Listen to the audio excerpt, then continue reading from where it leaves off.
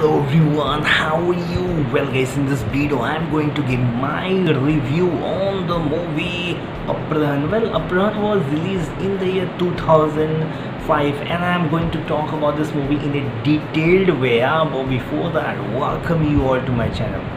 इस मूवी को डायरेक्ट किया प्रकाश झा ने किया। प्रकाश झा की मूवीज़ मुझे तो एटलीस्ट स्ट्रेट फॉरवर्ड लगती है और सोशल इश्यूज़ पे बेस्ड होती है। तुम कोई भी, जैसे मैं गंगा जल का रिव्यू कर चुका हूँ और कौन से एक और मूवी का रिव्यू जो प्रकाश झा ने डायरेक्ट किया था उसको मैं रिव्यू किया और जो स्टोरीज़ बहुत स्ट्रेट फॉरवर्ड थी। हाँ, उसको इंटरेस्टिंग वे में पोर्ट्रे किया गया था।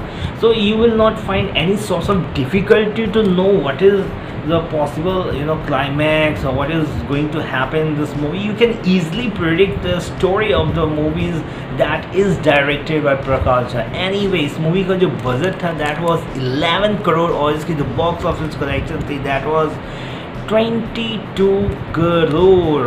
Oh, it's very less. Anyway, as far as star cast is concerned, Ajay Devgan, Bipasa Basu, Nana Patekar, Pankaj Tripathi and many more. इस मूवी को बहुत सारे अवार्ड्स के लिए भी नॉमिनेट किया गया है and is going to be totally injustice with this movie if I will not mention the awards this movie has been faced, right? So Filmfare Award for Best Villain Tamil 2006 में नाना पाटेकर को मिला। Filmfare Award for Best Dialogue 2006 Prakash Jha. IFA Award for Best Performance in a Negative Role 2006 Nana Patekar. National Film Award for Best Screenplay 2007 Prakash Jha. Sridhar Raghavan.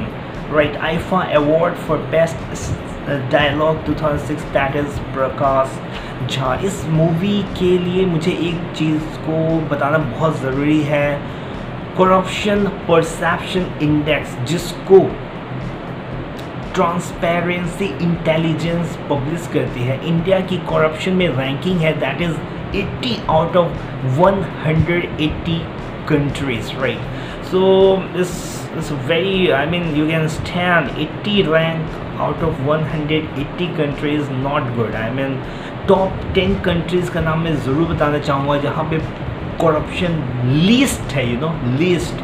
First is New Zealand, Denmark, Finland, Sweden, Switzerland, Singapore, Norway, Netherlands, Luxembourg and Germany. These top 10 countries top as far as least corruption is concerned, right? India की ranking तो 80 है यार, is huge man. So you can say why मैंने इस चीज़ को बताया कि corruption, क्योंकि इस मूवी में corruption का बहुत ही एक important aspect को दिया।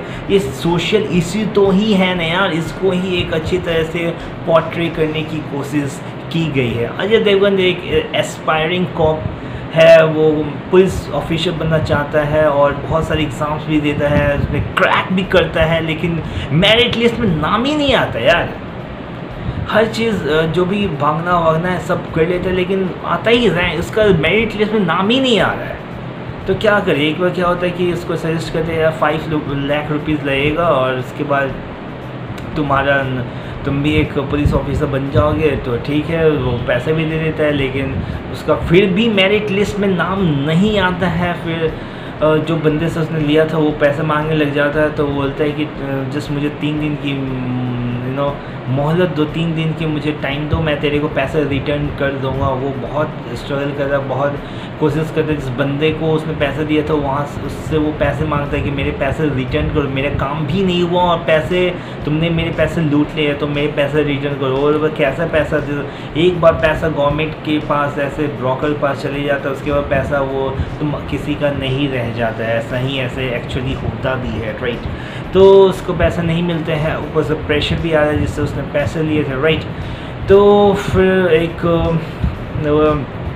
एक अपहरण प्लान करता है, उस अपहरण में ये इनग्रॉस होता चला जाता है और इसमें इतना प्रोफाउंड घुस जाता है कि एक बहुत बड़ा क्रिमिनल बन जाता है, एक बहुत बड़ा गैंग से नाना पाटेकर जो लीडर होता है उससे एसोसिएट, बहुत बेसिकली एक बहुत हाई प्रोफाइल नेम हो जाता है, एक रिनाउंड गून हो जाता है, एक क्रिमिनल हो जाता है। ऑफ कोर्स तुम रिनाउंड क्रिमिनल हो या जैसे क्रिमिनल, जो कॉन्सिक्वेंसेस होते हैं वो तो खराबी होते हैं ना, तो फाइनली उसकी भी डेथ हो जाती है और यहाँ पे बेसिकली मूवी फिनिश हो जाती है। तो बेसिकली यार मैंने जो भी बताया करप्शन इंडेक्स दिस हो दैट, तो इंडिया में यार ये सब चलता ही है ना। मतलब मेरिट के लिस्ट पे बहुत कम ही बंदे सेलेक्ट हो पाते हैं। मतलब बहुत बंदे जो बहुत हार्ड वर्क करते, they are spending their many years for the government job, even though they are doing very well on exam,